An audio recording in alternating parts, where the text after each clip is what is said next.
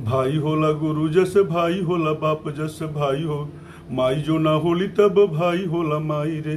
माँ भाई बड़ मित होला भाई बड़ हित होला। रोग जब होला भाई बनेला दवाई रे। कवच कुंडल होला भाई बाहुबल होला। एक भाई देह दूजा होला पर छाई रे। अब बड़ा बड़ा विपत्ति जे आई जाला भाई पर, भाई जाके बनी जाला बड़ा कसहाई रे।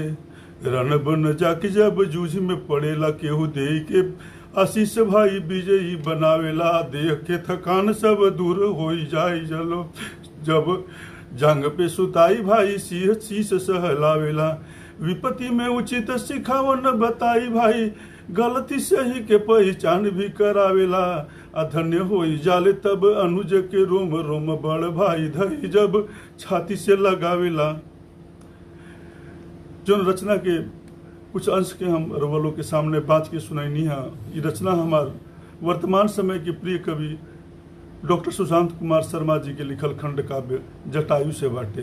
कुछ और ही अंश बाटे जौना के अगला वीडियो में हमने के सुनल जाए। हमनी के नेता चाही चक्रधारी कृष्ण जैसन, जे मारी डाले पपियन के बीनी बीनी गिनी गिनी। माखन के बाटे वाला चाही माखन चोर ऐसन, जे बाटी देबे माखन चोरा के चाहे छीनी छीनी। रहनी में जोगी रहे बाहर से भोगी रहे, जनता के भलाई सोचे वाला होके रात दिन।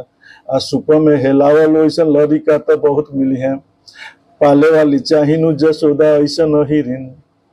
ये रचना आदरणीय डॉक्टर राम विचार पांडे जी के रचना कैसन लागल अपना विचार से अवगत कराओ जी।